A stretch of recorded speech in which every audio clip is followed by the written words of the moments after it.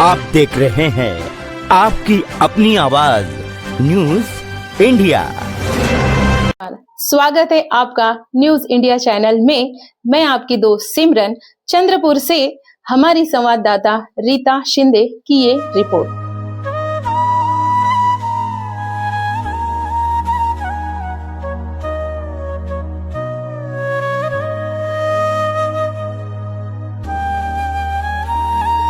Sir, आपलं स्वागत आहे इथे। आज आपले उपमुख्यमंत्री अजितदादा पवार यांचं अस्थि-कलशाचं जे आजचा दिवस आहे, फार दुःखद दिवस आहे। आणि यांचे जे कार्य ते आहे थांबलेले किंवा आता त्याच्या समोर होणार आहे। आणि काय काय वाटते की तुम्हाला की अजितदादा पवारांसोबत असं झालं, दुःखद घटना झाली, ही खरंच कशा पद्धतीची व्हायला नव्हती पाहिजे? सर्वप्रथम अजितदादांना मी डी.के. आरीकर, सचिव राष्ट्रवादी काँग्रेस पार्टी महाराष्ट्र प्रदेश, सर्वप्रथम अजितदादांना राष्ट्रवादी काँग्रेस पार्टीच्या वतीनं भावपूर्ण श्रद्धांजली। अतिशय दुःखद घटना 28 तारखेला घडली या महाराष्ट्रामध्ये आणि शिव फुले शाहू आंबेडकरांचा विचार पुढे नेणारा एक आमचा खंबीर नेतृत्व 28 तारखेला हरपलं।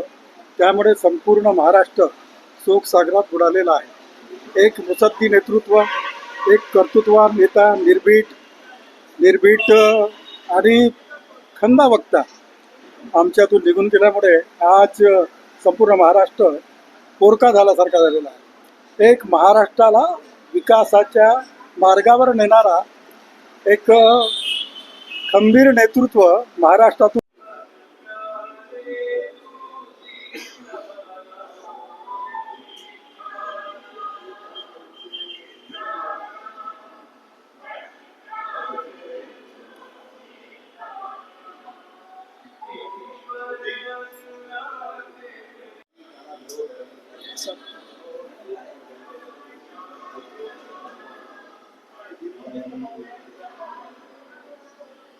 या कार्यक्रमात। आणि आज अजितदादा पवार महाराष्ट्राचे उपमुख्यमंत्री अजितदादा पवार साहेबांचा आज दिवस आहे, अस्थि-कलशाचा आपण दिवस साजरा करत आहे।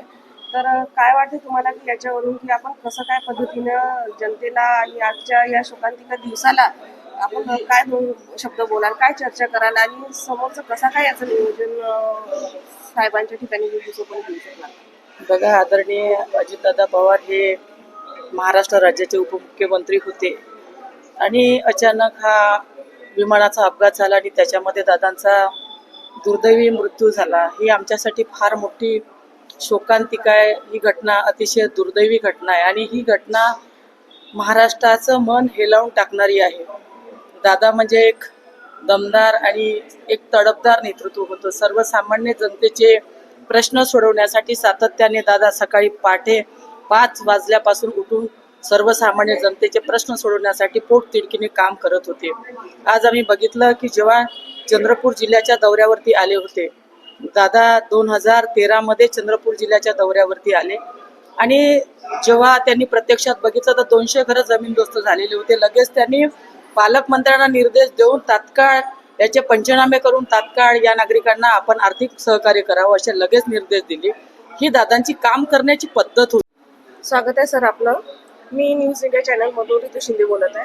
सर, आज आपल्या उपमुख्यमंत्री अजितदादा पवार यांचं अस्थि-कलशाचा जो कार्यक्रम आहे आजच्या दिवशी, तर हे आज उपस्थित झालेले सगळी जनता आहे, सगळे लोक आहे आणि आपल्याबद्दल या कार्यक्रमाबद्दल आपण काय, तुम्हाला काय वाटतं सर, काय बोलायला पाहिजे, काय चर्चा करायला पाहिजे आणि काय सांगायला पाहिजे महाराष्ट्राचं आणि महाराष्ट्राच्या प्रगतीचं खूप मोठा नुकसान झालेला आहे।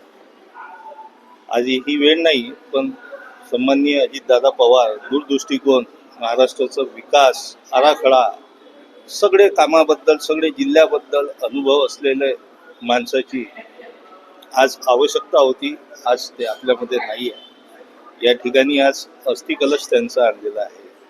बारामतीवरून हा अस्थि-कलश आणला आहे। चंद्रपूरच्या वेगवेगळ्या ठिकाणी हा अस्थि-कलश लोकांच्या दर्शनासाठी जाणार आहे।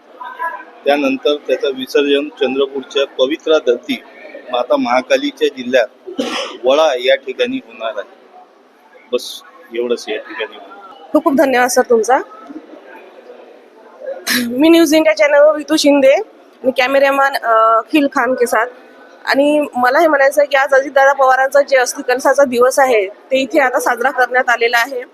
आणि ही अशी जनता पण इथे भरपूर काही उपस्थित आहे. त्याच्यामुळे मी सगळ्यांचं आभार व्यक्त करते. जय हिंद.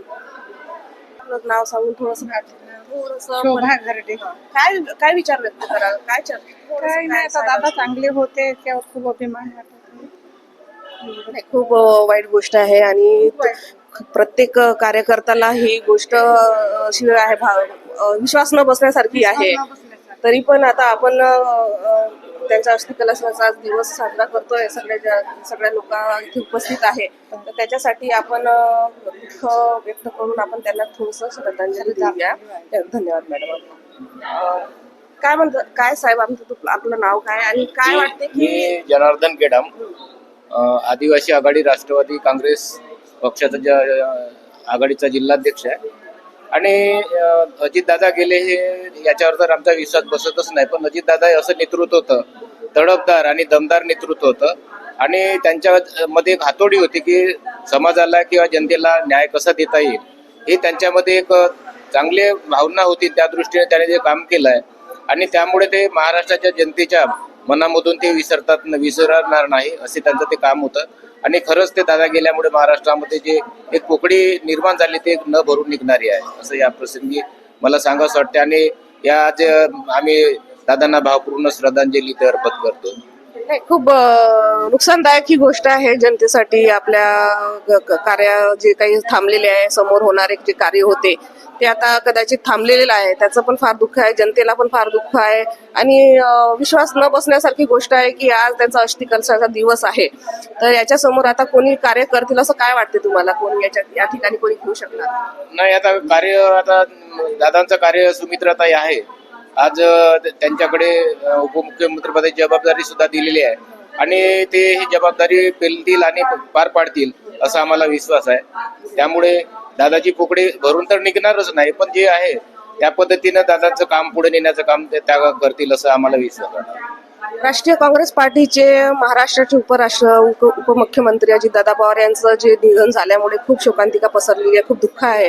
ते आता कोणी भरून काढत असेल तर ते आपल्या जनतेसाठी आणि आपल्या पार्टीसाठी खूप चांगली गोष्ट आहे.